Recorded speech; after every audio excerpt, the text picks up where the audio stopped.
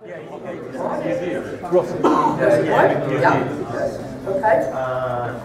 So, welcome everybody. We are starting on time here because the program is pretty tight. We had to make room for all the interesting talks, so we are going to try to keep it straight, starting on time, ending on time. For those of you who are presenting, we have to do that. Okay, so 78 people from around the world. Quite a lot from Europe. Very few from the United States. Corporate America tells me you need to have conferences in America. We'll send you loads of people. Now, you shouldn't tell people who are here off, should you? Okay. So, but let me show you the running stats, which we're keeping. These are conferences in the United States. They don't compete number-wise with the ones in Europe, but between each other, it should be comparable. I mean, I do know that in 2007, we did count the accompanying persons. There were 6 of them. The one thing that's a really, really great thing about this conference is that there are a lot more accompanying persons than there usually was. And this is something I'd like to achieve for a long time, to attract people's families, because I know APL takes you away from your family a lot, and your family have to put up with that. So maybe once in a year they should come and have some fun, which is caused by APL. So I've been trying to achieve that for some years. So if we do count the accompanying persons, it doesn't look so bad, does it? So this one is actually, again, bigger than the one last year. Good thing we have APL, so we can calculate a lot of different things.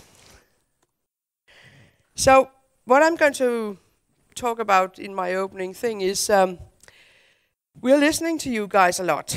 So when we were starting to market the conference, we asked a lot of our most faithful conference goers, what was it that made these conferences, make them come back one year after the other?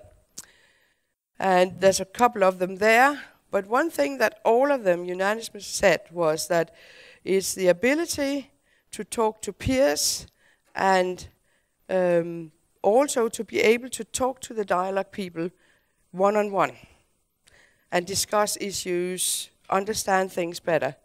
So this is why, I mean, we are bringing most of the staff to every conference, so you get that chance.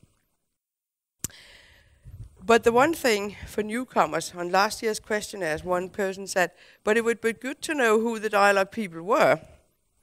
Okay, so what I'm going to do this morning as an opening is to tell you who we are and what we do. The first things first. So Karen is running this show. She's been completely excited for like months, getting everything under control, and now she looks relaxed. That's really cool to see. But she's the one you want to ask about stuff. She knows everything. I mean, usually it was me, and I got all sorts of questions. This year, I'm sad to say, I don't know everything. Ask Karen. Each morning, she'll make household announcements, and starting now,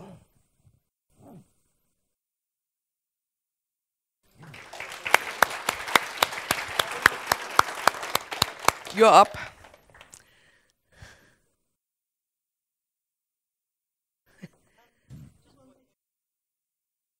It's not on. Can you hear me? Yeah. That's better. We'd also like to say a big thank you to Optima Systems for sponsoring the wine for this evening. So thank you, Optima.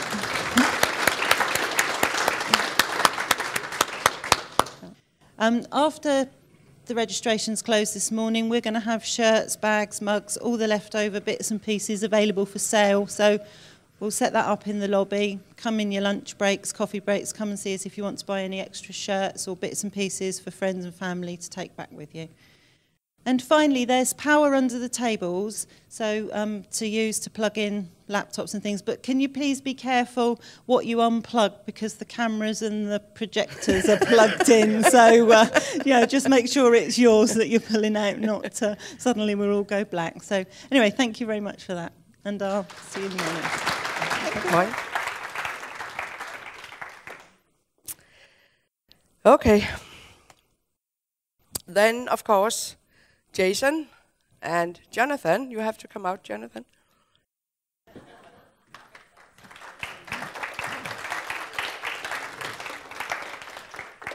They are running the technical stuff here and make everything work, mostly.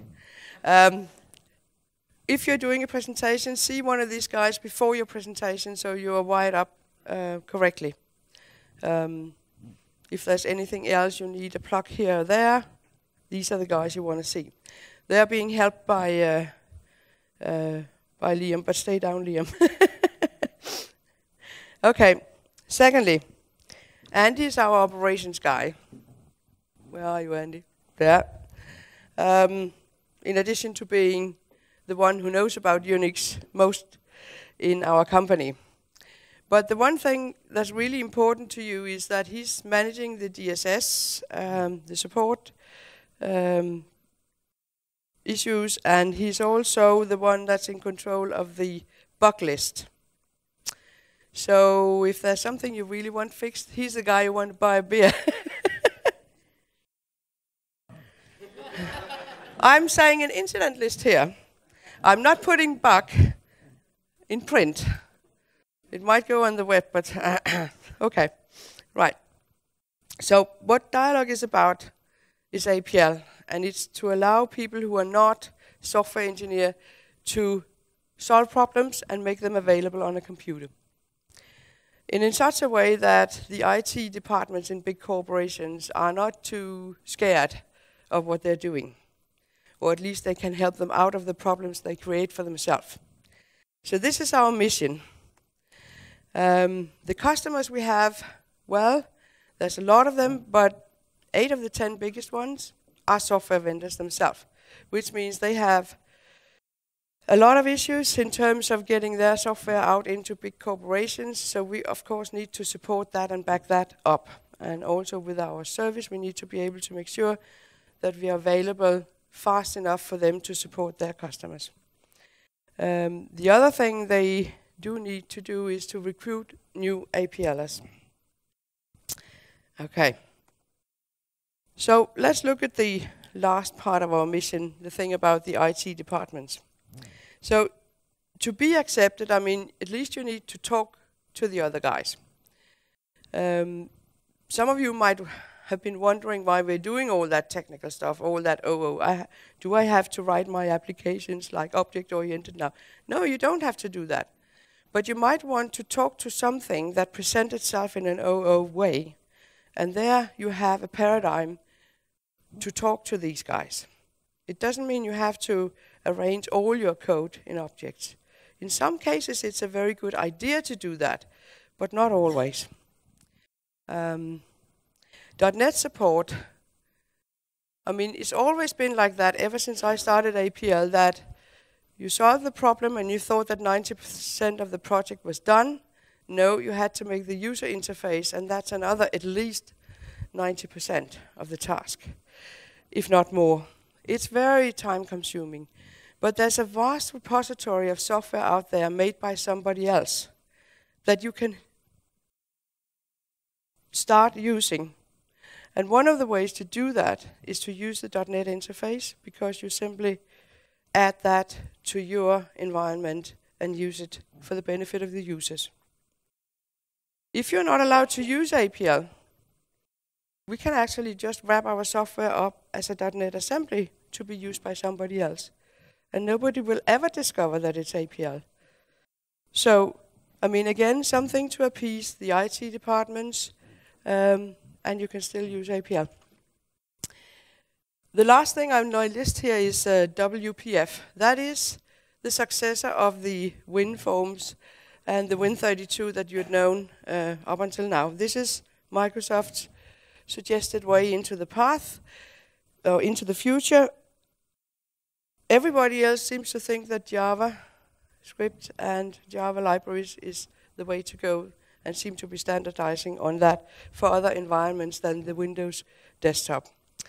But of course we are working on making that available to you too. This is the guy who's been working on all these things. He's our chief architect, he's John Daintree, and he's mainly responsible for that. I will say with the last thing, there's been some dragging and pushing from the guy in pink in the back. I'm saying that because he refused to wear purple today. It's Michael Hughes. He's very good, and you'll hear from him later today. Okay. Then there's the right. We've been talking about that a lot. It wasn't helped by Microsoft that they suddenly changed their strategy midways, and we had to redo everything from scratch. But it is important to us. It is the way forward. And we now have a whole team working on it. And it's John and Jonathan. It's Liam. And it's Bjørn.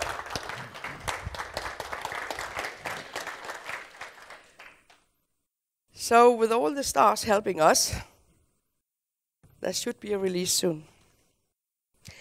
What Write does is that it actually separates the user interface, the graphical user interface, from the interpreter itself. And it allows you to have these two things on different devices, different operating systems. You can talk across networks, you can use your phone sometime in the future to talk to your AIX server in the background, stuff like that. It's going to be really cool once it's there and fully implemented. The other things we've done, Unicode, 64 bits, we were well ahead of the pack with that one. It was available already in 2005, and we see that it's now becoming standard. All the new releases we are selling are 64-bit. A lot of the students would like to have the 64-bit, so we might actually make it available as an educational version soon. Though on the 64-bit machines, the 32-bit version still works. It can't have as much memory available, but we're still thinking that for educational purposes, it should be enough for the 32-bit, or you should pay for one. Okay. Source code management is another important thing. All software vendors have source code management systems, but with APL they have usually been homegrown. We are now trying to make a more authorized way of doing that by putting in the proper tools.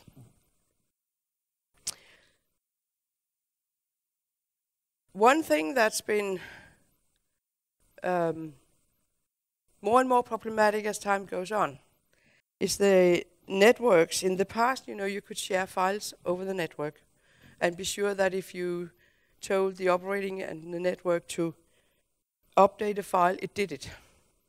This is not true anymore. The networking systems rely on data being handled by database management systems. If you just use the raw commands to access the files, the operating environment can lie to you, tell you it's updated the file, and maybe it hasn't. So what we are doing now is improving our file system to be able to recover from failed updates to files. We can even recover pulling the plug on the machine, I think, with the latest version. Andy did that. So we figured out that that didn't work with the first release. So we had to cope with that. We made a file server, which is basically a database management system for component files. It's like the share files for those of you who are on the mainframes in the previous years. It's like Sharp APL file system.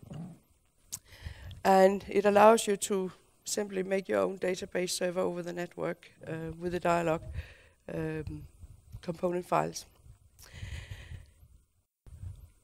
we've had to make some changes to the file system to make that happen. It's written in APL, but the underlying technology was done mainly by Richard, who also implemented the journaling files. So where's Richard? Okay, so if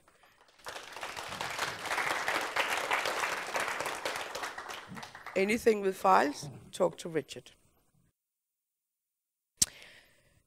We need to have an SQL interface like everybody else. Most corporations put data into SQL database repositories, and it's very good to be able to read those, get those data in, do the calculations in APL, and present a report. We also have a different kind of APL interface, which is you can make your APL application parade as an SQL database. You are not getting data out of files, you are actually calling functions on the APL side that then display tabular data back as an SQL table. This is very cool if you want to provide external programmers with a way of getting to the APL data so that they can make the reports or they can make the presentations of data that they are used to. You are not just getting data, you are simply presenting a calculated set of data on the fly, but they think it's an SQL database. So that's a really cool technology that we're still pushing for you to pick up. Maybe it'll happen. Most of our systems work on TCP/IP communication. We have improved that with secure communication. And we support now also the Windows single sign-on. It's important now that things get much more and more distributed, that you can communicate safely over networks. And we allow you to do that.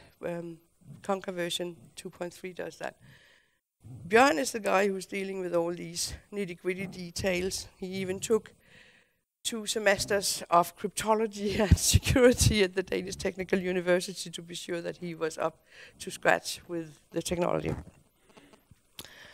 Okay, right. Then you need to be fast. Mostly APL applications do compete well with other applications. I think it's because the applications are developed by people who understand the problem. So they tend to be very concisely solving the problem at hand. Whereas if you do more traditional development, you have a long chain of communication before the guy who's actually implementing the stuff, and he might not have any idea of what the final result is going to be. So it becomes much more convoluted, whereas the APL applications are much more direct on the problem. So I think that's why they compete speed-wise. There's not a big machinery underneath that have to run.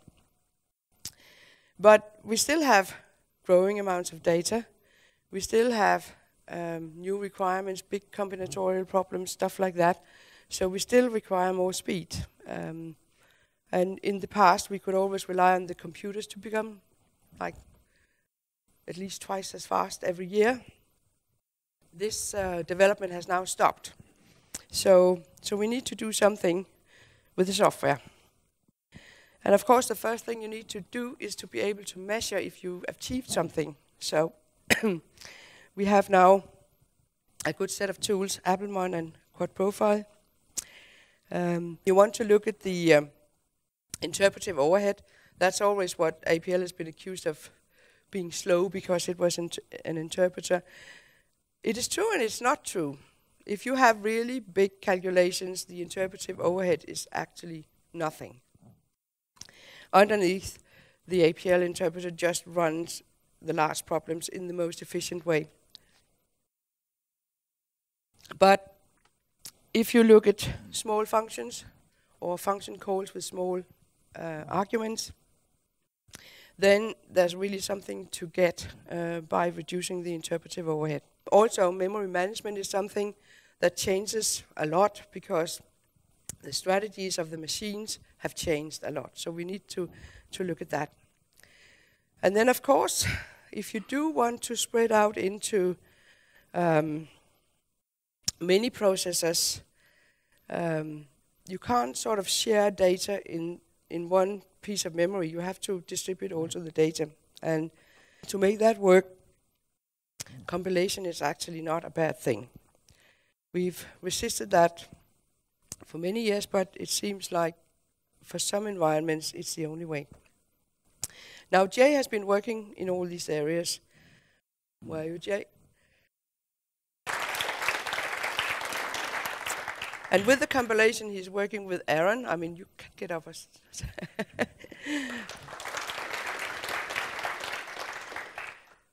We are sponsoring Aaron's, what is it, PhD work or postgrad work? PhD, okay. And he's working on creating a defun compiler for APL. And then there's Mr. Primitive Performance, Roger.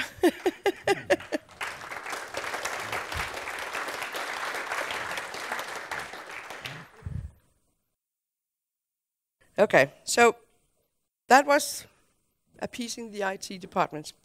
But the really important thing is obviously to allow people to present solutions to problems. The first thing they're going to need is tools. Because today, universities don't teach people to solve problems. They teach people to take components and put them together. So, I mean, at least we need to have some tools that they can start with. The one thing that is new and is going to be really, I think, important in the next release is My Server. It's got now an OO framework that should make it somewhat easier to work with. My Server is a way of presenting your APL application as a web application. So if you can, the intention is if you can write an APL function, you can also make it a solution on the internet. There's Source, which is making your APL application available as a web service. That's something that can be called by another program. And then there's the Dyalog file server. I talked about that before, and it's written in APL, so part of that is the tools group. Brian is the head of that group.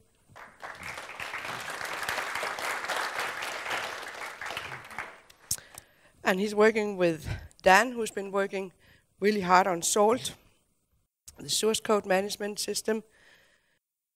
In SALT, there's a lot of utility function that Dan has been organizing and creating. Many of his old libraries is there as well. Dan is really keen to teach. So he's also doing web lectures on APL. That's really, I mean, they're really good. I mean, you should go on the web and check them out. If you need teaching internally in your corporation, Dan is more than happy to go and teach APL. Dan?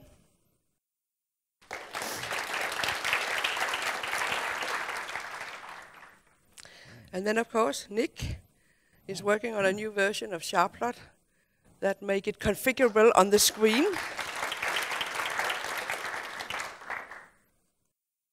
Okay, so one of the things that you need to do moving towards parallel computing, and that's, I think, the major breakthrough with version 14. You need some constructs that allow people to easily express parallelism. And one of the things that we have discovered is that functional programming seems to be a very easy way to express functions that can be parallelized. And the thing is that if you have functional programming, there are no side effects. I mean, there are no variables assigned while the function is running. It's taking a set of data, manipulating it, and the result is coming out at the other end. But meanwhile, nothing changes in the environment. And that's really nice for somebody who makes a compiler, because then he doesn't have to take that into consideration when the compilation goes on. So what we have added to APL, and this is really, really big. There's function trains, and I know that John Scholes has been admiring functional programming ever since youth. He's now really been let loose. And there's one thing I've been campaigning for since day one, and that's rank. I learned how to use that at IP Sharp, and it's the most productive concept, I think, in programming that I ever came across. And I campaigned, and I campaigned, and I campaigned, and nothing happened. And then it turned out that Roger was not unwilling to come and work for Dyalog. And then I got Roger into Dyalog, and now we have rank. And you can look forward to that. I mean, once you learned how to use that, it's just going to make your life so easy. There's also Key, which is something that came as an inspiration from Jay and is really useful working with large data sets. And then there's a futures and isolates. It's an APL model with some magic done by John Daintree behind it. That's going to make it really easy for you to make parallel applications. And I think this is going to be really big for APL, because it's going to put APL, or it's going to put parallel computing at the fingertips of the domain expert. So at least I intend to drag Morten around to all conferences, not talking about APL and explaining about this thing. So maybe they'll implement it for themselves, but at least they'll know about APL. Okay, so there's the thing about the new APLers. We have this annual APL contest that's been sponsored by some of our major customers. It's Pfizer, it's SimCorp, it's APL Italiana. In the past, you know, we've tried to get you guys to promote the contest by paying you as much as your recommended student won in prize money. So this year we actually contracted with a professional company who simply announce student competitions to the world, and they're called studentcompetitions.com. And we made a two-stage problem so that we would have a very easy introductory one that allowed a lot of people to familiarize themselves with APL. And we had almost 100 participants that finished the first round with a valid entry. And then we had a bigger problem set, like actually 4 different ones within different professional areas, and 13 completed stage 2. Our customers should actually consider looking into the repository of extremely smart people who complete these. I mean, these guys are seriously smart. I mean, you've seen them the past years, the winners, how good they are. So, I mean, let's work together and get some of these smart young people recruited into APL. Pat joined us last year.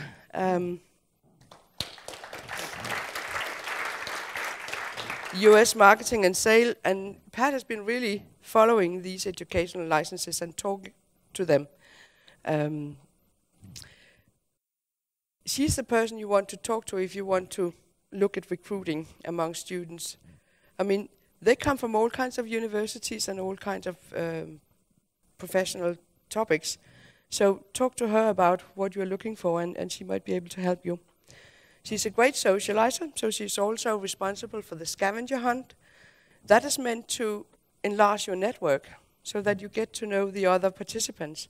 So make sure you find together with the rest of your team and complete the scavenger hunt before they hand in.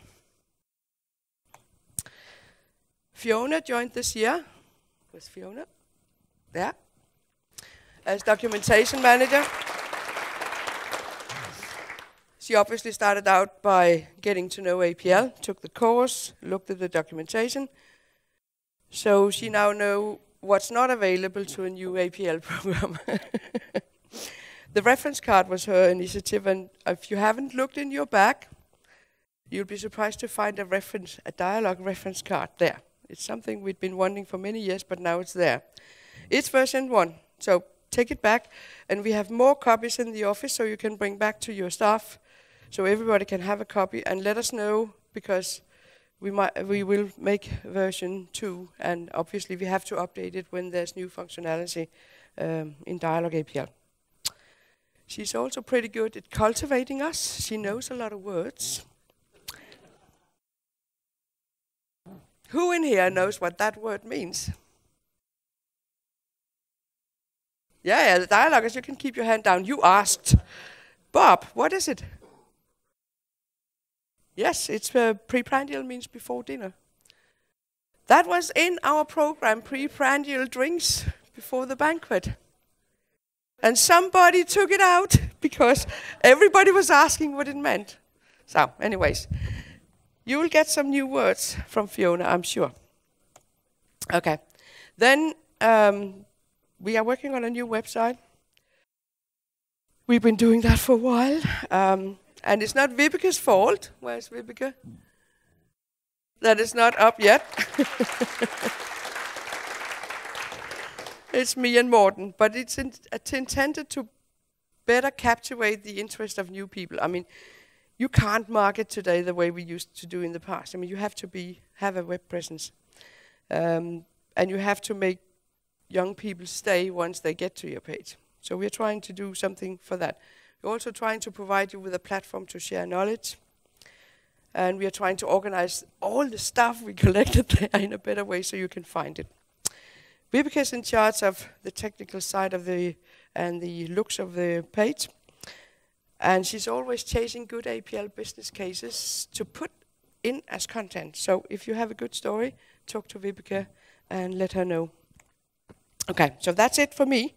I'm run 5 minutes over. Sorry, Morten. Enjoy the conference. Enjoy all the customer presentations, which I have not sort of individually presented here. There are some really good ones, I can tell you. And enjoy the previews of Dyalog version 14. It's going to be a great release, and I'm very proud of it. And enjoy your network, because this is the biggest value you got. Welcome.